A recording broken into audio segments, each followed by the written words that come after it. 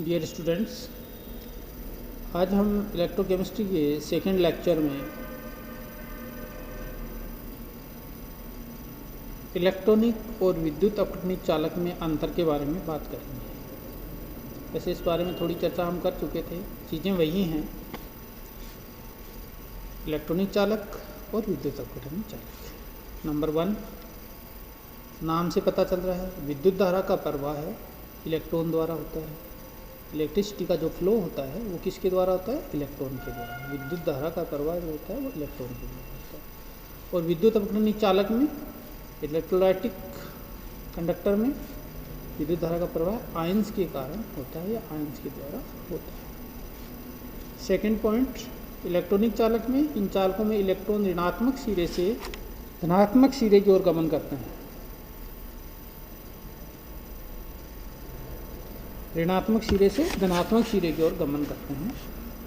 और इन चालकों में आयन अपने विपरीत आवेशित इलेक्ट्रॉन की ओर गमन करते हैं। सीधी सी बात है। क्या हुआ? इलेक्ट्रॉनिक चालक में तो इलेक्ट्रॉन होते हैं, गमन करने वाले, गति करने वाले, घूमने वाले, तो वो ऋणात्मक सिरे से धनात्मक सिरे की ओर जाते हैं। क्योंकि इलेक्ट्रॉन पे नेगेटिव चार्ज होता है, तो जो पॉजिटिव एंड होता है उसकी तरफ अट्रैक्ट होते हैं। अपोजिट पार्ट्स जो होते हैं वो अट्रैक्ट होते हैं ना, चार्ज जो है वो अट्रैक्ट होता है। इन चालकों में आयन विपरीत आवेशित इलेक्ट्रोड की ओर जाते हैं। इसमें जैसे इलेक्ट्रोड 2 हैं, एनोड और कैथोड, तो मान लो एनोड नेगेटिव है तो उसकी तरफ पॉजिटिव आयन आएंगे, कैथोड पॉजिटिव है तो उसकी तरफ नेगेटिव आयन आएंगे। ऐसे ही एनोड यदि अपोजिट हो जाता है और उल्टा हो जाता है, एनोड पॉजिटिव हो जाता है। ये आगे अपन सेल की बात करेंगे, इलेक्ट्रोलाइटिक और इलेक्ट्रोकेमिकल सेल की बात करें, उसमें बताऊँगा कि एनोड किसमें पॉजिटिव होता है, किसमें नेगेटिव होता है। इलेक्ट्रॉनों के प्रवाह के दौरान उन चालकों के संगठन में कोई परिवर्तन नहीं होता है। अब यहाँ पे इलेक्ट्रॉनिक चालक, इलेक्ट्रॉन तो घूमता रहता है, सॉलिड होता है उसमें भी घूमता रहता है, फ्री इलेक्ट्रॉन्स होते हैं जैसे धातु में मैंने आपको बताया, तो उसके कारण उसकी चालक होता है, उसके कंपोजिशन में कोई चेंज नहीं आता, वो होता है वैसा का वैसा रहता है। लेकिन विद्युत अपघटनिक चालक जो होते हैं, इन चालकों में क्या होता है? आयन विपरीत आवेशित इलेक्ट्रोडों पर जाकर नए उत्पाद बनाता है। इन चालकों में आयन क्या करता है? विपरीत आवेशित इलेक्ट्रोडों पर जाकर न्यू प्रोडक्ट्स बनाते हैं, क्योंकि वहाँ भी जो पहले से आयन होते हैं उनके साथ इनको इलेक्ट्रॉनों को, जो मेटल होते हैं उसमें इलेक्ट्रॉन होते हैं, ठीक है। जैसे इलेक्ट्रोड एनोड है, एनोड पे ऑक्सीडेशन होता है, ऑक्सीडेशन में इलेक्ट्रॉन त्यागे जाते हैं, तो वहाँ पर जब कोई आयन आएगा सॉल्यूशन से तो उसके साथ जुड़ेगा, जुड़ के नया प्रोडक्ट बने, तो विलेन के कंपोजिशन में परिवर्तन होता है। ऐसे कैथोड पे होगा। इन चालकों में पदार्थ का परिवहन नहीं होता है, ये तो अपने को पता ही है, इलेक्ट्रॉन की गति के कारण होता है, तो पदार्थ का परिवहन नहीं होता है। खुद पदार्थ एक स्थान से चल के दूसरे स्थान में नहीं जाता है, केवल मुक्त इलेक्ट्रॉन घूमते हैं। और इसमें क्या होता है? पदार्थ एक स्थान से दूसरे स्थान पर जाता है। सीधी सीधी बातें हैं, कुछ नहीं है इनमें। और इन चालकों की चालकता ताप बढ़ाने से घटती है। इन चालकों की चालकता ताप बढ़ाने से घटती है, वेरी इंपॉर्टेंट। इलेक्ट्रॉनिक चालक हैं, उनकी चालकता ताप बढ़ाने पर घटती है, क्योंकि ताप बढ़ाते हैं तो इलेक्ट्रॉन्स में वाइब्रेशन ज़्यादा होने लगते हैं, तो उनकी गति घट जाती है, इसलिए चालकता घटती है, ध्यान रखना। और इन चालकों की चालकता ताप बढ़ाने पर बढ़ती है, क्योंकि ताप बढ़ाएंगे तो एक पहली बात तो जो विद्युत अपघट्य है, जो आयन में डिसोशिएट होता है, वियोजित होता है, उसका आयनन की मात्रा बढ़ जाएगी। एक तो कारण ये होगा। दूसरा, उनके आयनों की गति बढ़ जाएगी, आयन भागेंगे जो उनको एनर्जी मिलेगी, ठीक है। लेकिन इलेक्ट्रॉनिक में क्या हो गया था? ताप बढ़ाने से इलेक्ट्रॉन स्मॉल पार्टिकल्स में वाइब्रेशन इंक्रीज होता है, वाइब्रेशन इंक्रीज होने से उनकी चालकता जो स्पीड होती है गति करने की वो कम है। Okay, next, now we discuss about electrical current in ionic solution और इलेक्ट्रोलाइसिस। विद्युत या आयनिक सॉल्यूशन में विद्युत धारा का प्रवाह फ्लो कैसे चलती है विद्युत धारा, और विद्युत अपघटन या इलेक्ट्रोलाइसिस।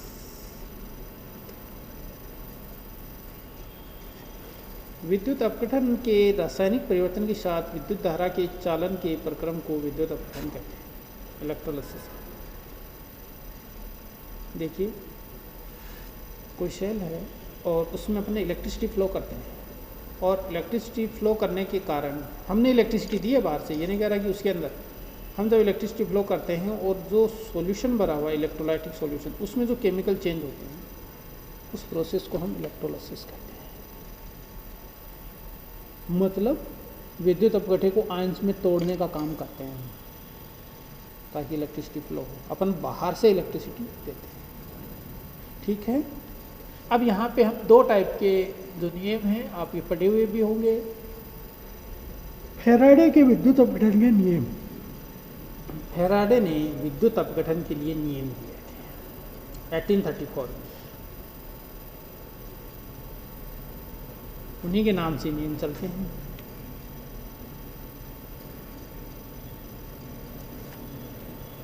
देखिए विद्युत अपघटन में, इलेक्ट्रोलिसिस में जब हम इलेक्ट्रिसिटी देते हैं तो विद्युत अपघट्य विलयन में प्रवाहित होने वाली विद्युत की मात्रा, विद्युत अपघट्य का जो विलयन होता है उसमें जो प्रवाहित होने वाली विद्युत की जो मात्रा होती है और इलेक्ट्रोड पर निक्षेपित होने वाली धातु या अन्य पदार्थ, कोई धातु इलेक्ट्रोड पर निक्षेपित हो रही है मतलब जमा होना, या कोई अन्य पदार्थ जो जमा होता है, उसकी मात्रा के बीच एक मात्रात्मक संबंध होता है। इसी के आधार पर फैराडे ने निष्कर्ष निकालकर दो नियम दिए। क्या बात बताई मैंने? इलेक्ट्रोलिसिस होता है, विद्युत अपघटन होता है। विद्युत अपघटन में क्या होता है, अपन इलेक्ट्रिसिटी बाहर से देते हैं। जब हम इलेक्ट्रिसिटी देते हैं तो विद्युत ऊर्जा मिलती है। जो सॉल्यूशन, जैसे मान लो कोई सेल है और उसमें जो इलेक्ट्रोड है वो डिप है किसी न किसी इलेक्ट्रोलाइटिक सॉल्यूशन में। अब वहाँ पे जब अपन इलेक्ट्रिसिटी देते हैं तो उसमें विद्युत भेजते हैं। अब कितनी विद्युत अपन ने भेजी उसकी जो मात्रा होती है वो, और इलेक्ट्रोडों पर निक्षेपित होने वाली धातु या कोई भी अन्य पदार्थ इलेक्ट्रोड पे जो निक्षेपित होता है, जमा होता है, किससे? विद्युत प्रवाहित करने पर। तो जो विद्युत की मात्रा कितनी हम दे रहे हैं वो, और इलेक्ट्रोड पर जो निक्षेपित होने वाली धातु है, उनमें एक क्वांटिटेटिव रिलेशनशिप होती है, मात्रात्मक संबंध होता है जिसको अपन कैलकुलेट कर सकते हैं। अब यहाँ पे दो प्रकार के नियम फैराडे ने दिए थे, फैराडे का नियम फर्स्ट एंड फैराडे का नियम सेकंड। ध्यान से सुनिएगा। विद्युत अपघटन में मतलब इलेक्ट्रोलिसिस में जब हम इलेक्ट्रिसिटी देते हैं, किसी इलेक्ट्रोड, विद्युत अपघटन में किसी इलेक्ट्रोड कैथोड या एनोड पर मुक्त होने वाले पदार्थ की मात्रा विलयन में प्रवाहित होने वाली विद्युत की मात्रा के समानुपाती होती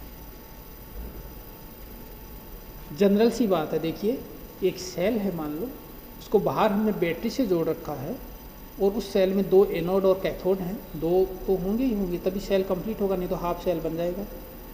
सेल कंप्लीट होता है, सर्किट पूरा होता है, तभी विद्युत का प्रवाह होता है। एक एनोड और एक कैथोड, और उसके अंदर इलेक्ट्रोलाइटिक सॉल्यूशन भरा हुआ है, विद्युत अपघट्य का विलयन भरा हुआ है। अब जब हम उसको इलेक्ट्रिसिटी देते हैं और विद्युत अपघटन करवाते हैं पदार्थ का, तो किसी इलेक्ट्रोड, कैथोड या एनोड पर मुक्त होने वाले पदार्थ की जो मात्रा होती है, चाहे कैथोड पे होने वाली मात्रा हो चाहे एनोड पे मुक्त होने वाली मात्रा हो, दोनों ही क्या होता है, जो विद्युत धारा का प्रवाह होता है उस विद्युत धारा की मात्रा के समानुपाती होती हैं। ये याद रखना। एक चीज़ और, मैं अभी विलयन की बात कर रहा था, एक चीज़ और होती है। जनरली इसकी जब कैलकुलेटिव स्टडी की जाती है तो हम क्या करते हैं, जैसे मान लो आपको कहीं लिखा हुआ है कि एक विद्युत अपघटनी सेल है, इलेक्ट्रोलाइटिक सेल है जिसमें इलेक्ट्रोलिसिस करवाया जाता है, मोल्टेड NaCl लिखा रहता है। मोल्टेड NaCl का मतलब क्या है? गलित NaCl, सोडियम क्लोराइड। उसमें आप ये मत मान लेना कि पानी मिला हुआ है। गलित NaCl, मोल्टेड NaCl का मतलब है जो सॉलिड NaCl है उसको हाई टेम्परेचर देके हमने उसको क्या किया, सॉलिड से लिक्विड में कन्वर्ट कर दिया। तो उसमें केवल Na+ और Cl- आयन होते हैं, उसमें और वाटर वगैरह सॉल्यूशन नहीं, सॉल्वेंट नहीं होता है, ये ध्यान रखना। ठीक है। माना कि Q विद्युत, अब अपन बात करते हैं, सपोज Q विद्युत प्रवाहित करने पर इलेक्ट्रोड पर W ग्राम पदार्थ मुक्त होता है अथवा घूमता है।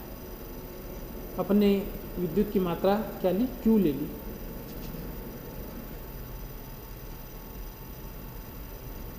ठीक, Q मात्रा विद्युत की ली, तो विद्युत की मात्रा का मतलब है यहाँ आवेश की मात्रा है Q। तो Q जो है हम प्रवाहित करते हैं तो इलेक्ट्रोड पे W ग्राम पदार्थ जमा होता है। इसका मतलब अभी ऊपर अपन ने क्या बताया, Q directly proportional to W या W directly proportional to Q, जो हमने यहाँ लिखा है। नाउ सेकंड बात यह है कि विद्युत की मात्रा, विद्युत धारा की मात्रा इंटू समय की, विद्युत की मात्रा का मतलब यहाँ पे आवेश है, विद्युत का आवेश, विद्युत की मात्रा और उसके टाइम के मल्टीप्लिकेशन के बराबर होता है। ये बुक वाले ने गड़बड़ लिख दिया। अतः W directly proportional to Q, जो विद्युत की मात्रा है या विद्युत का जो आवेश है, कुल आवेश जो है वो कितना होगा, विद्युत धारा की मात्रा कितनी प्रवाहित की अपन ने और वो कितने समय तक प्रवाहित की, वो कुल आवेश होगा। तो Q is equal to I into T. I विद्युत धारा एम्पेयर में मेजर करते हैं अपन, और ये Q होता है, ये आवेश है, तो इसको अपन कुलाम में मेजर करते हैं। ध्यान रखना इस चीज़ को, ये यहाँ इसमें मिस्टेक लिखी है। तो W directly proportional to I T. क्यों? क्योंकि Q आई इंटू टी के इक्वल है, और ऊपर अपने लिखा W directly proportional to Q, so we can say W directly proportional to I T, इसके भी प्रोपोर्शनल होगा। एंड आई है विलेन में प्रवाहित होने विद्युत धारा, एम्पियर में कितनी धारा प्रवाहित हो रही है वो है, ठीक है, ये धारा की मात्रा, ये आवेश की मात्रा है। Okay, and T is equal to समय सेकेंड में, and small w is equal to Z I T. यहाँ पे एक कांस्टेंट ले लेते हैं अपन जेड, अब इसको डिफाइन करेंगे। मैंने आपको कहा था ना, कोई भी इक्वेशन लिखते हैं उसको डिफाइन करते हैं। अब जेड को डिफाइन करना है तो अपन क्या करेंगे, जेड के साथ जो टर्म्स हैं उनको 1 कर देंगे। अपन ये कह देंगे जी विद्युत की जो धारा है वो मात्रा है वो कितनी है, 1 एम्पियर ले ली अपन ने, समय 1 सेकंड ले लिया, तो 1 एम्पियर ले ली।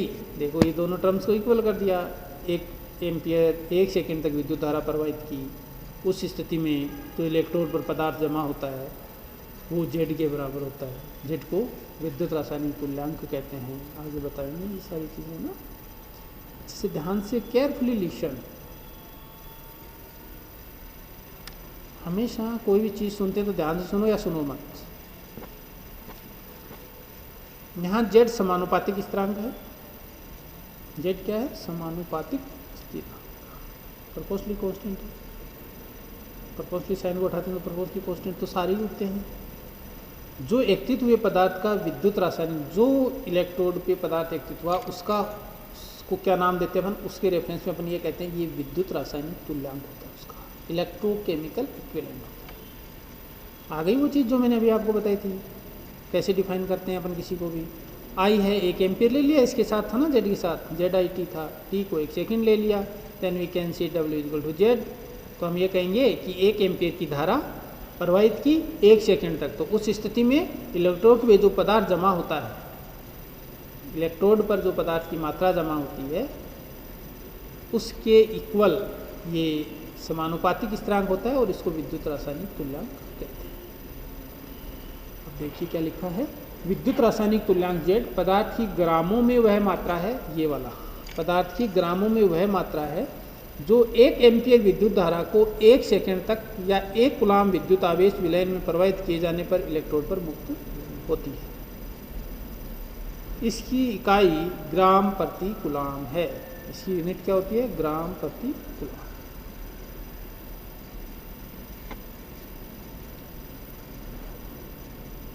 फैराडे का द्वितीय नियम, second law of Faraday second. Okay, तो पहला नियम आपको समझ आ गया होगा। क्या है पहले नियम में, नथिंग, कुछ नहीं है, छोटी सी चीज़ है। आपके दिमाग में आपको इलेक्ट्रोकेमिस्ट्री पढ़ते हो तो एक शेल रखना है। शेल का मतलब ये ध्यान रखना है उसके अंदर 2 इलेक्ट्रोड लगे हुए हैं धातु के, ऊपर एक दोनों साइड से तार निकले हैं, वो किसी बैटरी से जुड़े हुए हैं या प्लग से जुड़े हुए हैं, और उस सेल के अंदर 2 इलेक्ट्रोड के साथ साथ कोई पदार्थ भी भरा हुआ है जिसको विद्युत तपक बोलते हैं। अब हम ये कहते हैं कि वो जो पदार्थ है विद्युत अपघट्य उसके अंदर भरा हुआ है, हमने उसमें इलेक्ट्रिसिटी फ्लो की, विद्युत धारा का हमने प्रवाह किया। विद्युत धारा जब हम उसमें भेजते हैं तो उसमें जो आयंस होते हैं वो गति करते हैं, अपोजिट इलेक्ट्रोड की तरफ आकर्षित होते हैं, वहाँ जाकर वो डिपॉजिट हो जाते हैं, निक्षेपित हो जाते हैं। तो किसी एक इलेक्ट्रोड पे, दोनों में से एक इलेक्ट्रोड का काउंट करते हैं, किसी एक इलेक्ट्रोड पे जो है पदार्थ की विद्युत अपघट्य की जितनी मात्रा डिपॉजिट होती है, निक्षेपित होती है, वो प्रवाहित की जाने वाले विद्युत आवेश के मात्रा के डायरेक्टली समानुपाती होती है, W समानुपाती Q। और Q किसके बराबर होता है, IT, I एम्पियर विद्युत धारा की मात्रा, T समय, और W क्या होता है, W is equal to ZIT हो जाएगा, जो मैं आपको ऊपर बता चुका। अब अपन बात करते हैं फैराडे के द्वितीय नियम की। Second law. फैराडे के द्वितीय नियम में विद्युत की समान मात्रा द्वारा विभिन्न इलेक्ट्रोडों पर मुक्त होने वाले पदार्थों की मात्राओं में आधारभूत संबंध प्रदर्शित करता है। फंडामेंटल रिलेशनशिप, क्या रिलेशनशिप स्टैब्लिश करता है? ये कहता है कि जब विद्युत धारा की समान मात्रा विभिन्न विद्युत अपघट्यों में प्रवाहित की जाती है, तो एक साथ तो मिलाएंगे नहीं विद्युत अपघट्य, तो अलग अलग विद्युत अपघट्य की बात करें तो अपन अलग अलग सेल बना लेंगे 2-3, ठीक है। इसमें डायग्राम है, अच्छे से समझ आ जाएगा। जैसे 3 बना लिए अपन ने, तो अलग अलग डायग्राम जो बने हैं उनमें अलग अलग क्या किया, अलग अलग 3 सेल ले लिए। तो विद्युत धारा की समान मात्रा विभिन्न विद्युत अपघट्यों में प्रवाहित की जाती है, अलग अलग विद्युत में प्रवाहित की जाती है। तो इलेक्ट्रोडों पर जो मुक्त होने वाली भिन्न भिन्न पदार्थों की मात्राएं हैं, उन पदार्थों के रासायनिक तुल्यांकों के समानुपाती हैं। उन पदार्थों के रासायनिक जो तुल्यांक होते हैं, केमिकल इक्विवेलेंट्स, उनके समानुपाती हैं। केमिकल इक्विवेलेंट्स का मतलब यहाँ पे इक्विवेलेंट वेट होगा। ओके, आगे अपन बताएंगे, इसमें बात करेंगे। तो W directly proportional to E and W divided by E is equal to constant. अब इसमें देखिए, ये डायग्राम देखो आप, ये मेन टर्मिनल है जहाँ से अपन जोड़ते हैं, ठीक है। ये रेजिस्टेंस है, ये की है, ये एमीटर है जिसमें एम्पियर में इलेक्ट्रिसिटी को मापते हैं, और ये क्या लिख दिया इसने, एसिडोलेटेड वाटर, ये वाटर है जिसमें एसिड मिला हुआ है, ठीक है, मतलब H2SO4 का सॉल्यूशन। ओके, ये इलेक्ट्रोड हैं, ये ऑक्सीजन इलेक्ट्रोड है, ये हाइड्रोजन इलेक्ट्रोड है, ठीक है। अब इन दोनों इलेक्ट्रोड्स को हम आगे इसी के क्रम में क्या करते हैं, 2 इलेक्ट्रोड यहाँ लगे ना, ये दूसरा सेल हो गया, ये फिर तीसरा सेल इसी क्रम में जोड़ दिया, इनको एक साथ जोड़ दिया ना अपन ने। तो ये हो गया, ये सिल्वर का इलेक्ट्रोड है, ये मेटल जो लगी है ना, ये सिल्वर है, और इसमें जो सॉल्यूशन है वो सिल्वर नाइट्रेट का है, AgNH। सिल्वर का मतलब ये चांदी होती है, ठीक है ना, Ag। और सबसे अच्छा चालक होता है सिल्वर। ये जो दोनों इलेक्ट्रोड हैं ये कॉपर में हैं, और इनके बीच में जो सॉल्यूशन हो रहा है वो कॉपर सल्फेट का सॉल्यूशन हो रहा है। विद्युत की समान मात्रा, ये जो उपकरण है, इस इंस्ट्रूमेंट में यदि विद्युत की समान मात्रा 1 कूलाम प्रवाहित करें तो वह इसमें से भी गुजरेगी, डाइल्यूट H2SO4 का सॉल्यूशन भरा हुआ इसमें से, कॉपर सल्फेट वाला ये जो इलेक्ट्रोड है इसमें भी से गुजरेगी, और AgNH का इलेक्ट्रोड इसमें से भी गुजरेगी। कैथोड पर मुक्त हाइड्रोजन, कैथोड पे हाइड्रोजन मुक्त हो, और कैथोड पे कॉपर हुआ, इसमें अपने कैथोड पे कॉपर हुआ, इसमें अपने कैथोड पे सिल्वर होगा। कि भारों की गणना करने पर पाया गया कि ये सदैव अपने तुल्यांकी भार जो होते हैं उन्हीं के अनुपात में होंगे। मैंने बोला था ग्राम इक्विवेलेंट लिखा था ऊपर, तो वो क्या था, उसके तुल्यांकी भार होते हैं उस पदार्थ का पर्टिकुलर। हाइड्रोजन का 31.78 और इसका 107.88 के अनुपात में, सदैव अपने तुल्यांकी भारों के अनुपात में ही होते हैं। यदि किन्हीं 2 सेलों से मुक्त होने वाली पदार्थ की मात्राएं W1 और W2, 2 अलग अलग सेल हैं, उनकी मात्राएं W1 और W2 हैं, और उनके केमिकल इक्विवेलेंट E1 और E2 हैं, तो अपन क्या कहेंगे, ऊपर इक्वेशन लिख के आए हैं, W1 divided by E1 is equal to W2 divided by 2, क्योंकि रेशियो हमेशा एक जैसा रहेगा। W1 divided by W2, E1 divided by E2, तो E1 है हाइड्रोजन की अतिरिक्त मात्रा और E2 है कॉपर की अतिरिक्त मात्रा। पहले वाला सेल और दूसरे वाले सेल को कंपेयर किया है, 2 को, तीसरे को छोड़ दिया इसमें भी ना, ठीक है। तो इसमें आ जाएगा हाइड्रोजन का तुल्यांकी भार, कॉपर का तुल्यांकी भार, तुल्यांकी भार इक्वल होगा। अब आगे हम क्या करते हैं, जो अपन इक्वेशन लिखी थी, W1 किसके इक्वल होगा, फैराडे के प्रथम नियम में क्या होता है, W इक्वल टू ZIT होता है, तो W1 Z1IT ये विद्युत रासायनिक तुल्यांक है, I धारा है, एम्पियर में T समय है, और W2 Z2IT होगा। धारा तो अपन समान प्रवाहित कर रहे हैं ना, तो IT जो आवेश प्रवाहित हो रहा है वो तो IT, इसमें भी IT होगा। पदार्थ की मात्रा W1 होगी वो, और उसका जो विद्युत रासायनिक तुल्यांक अलग होगा Z1, दूसरा पदार्थ है उसका विद्युत रासायनिक तुल्यांक अलग होगा Z2, वो सुपर करने पर करता है। तो यहाँ पे Z1 और Z2 दोनों पदार्थों के विद्युत रासायनिक तुल्यांक है, ठीक है। Electrochemical equivalent ECE, electrochemical equivalent. अब अपने W1/W2 लिखा है, तो Z1 IT upon Z2 IT that is equal to E1 upon E2, Z1 upon Z2 is equal to E1 upon E2, IT and IT cancel हो गया।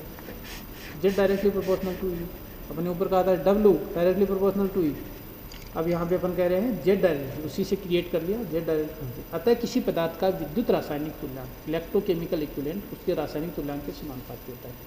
तो जिसका जितना ज़्यादा रासायनिक तुल्यांक होगा उसका उतना ही ज़्यादा विद्युत रासायनिक तुल्यांक होगा। तो एक्सपेरिमेंटली एक कूलाम आवेश मैंने आपको ऊपर बताया था, एक कूलाम आवेश को मतलब 1 एम्पीयर विद्युत धारा को 1 सेकंड तक प्रवाहित करने का, जो सिल्वर नाइट्रेट के विलयन में से प्रवाहित करने पर 0.00180 ग्राम सिल्वर निक्षेपित होती है। फैराडे के प्रथम नियम के अनुसार किसी भी आयन की मात्रा जो निक्षेपित होती है विद्युत धारा की मात्रा के समानुपाती होती है। तो सिल्वर का तुल्यांकी भार डिवाइडेड बाय सिल्वर का विद्युत रासायनिक तुल्यांक, है ना। विद्युत धारा की मात्रा 1 ग्राम तुल्यांक सिल्वर की निक्षेपित करने की 107.88 डिवाइडेड बाई 0.001 दैट इज 96,493। इस प्रकार 1 ग्राम तुल्यांक हाइड्रोजन या 1 ग्राम तुल्यांक कॉपर को निक्षेपित करने के लिए विद्युत धारा की आवश्यक मात्रा जो है हाइड्रोजन के लिए 1 से डिवाइड कर देंगे, वो जो डिपॉजिट होती है वो कर देंगे, और तांबे के लिए कर देंगे। अप्रोक्सीमेटली देखिए 96,493, 51567 अप्रोक्सीमेटली सेम आता है, और ये फिक्स वैल्यू हो गई। अतः किसी पदार्थ के 1 ग्राम तुल्यांक उसके तुल्यांक की बात, 1 ग्राम तुल्यांक मुक्त करने के लिए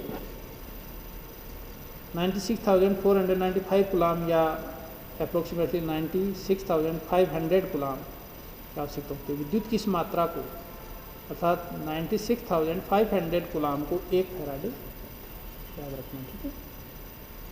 तो विद्युत की ये मात्रा पदार्थ की प्रकृति पर निर्भर नहीं करती है और सदैव स्थिर रहती है। ये 1 फैराडे की ज़रूरत पड़ती है, उसकी नेचर पे डिपेंड नहीं करती है कि कितनी होगी।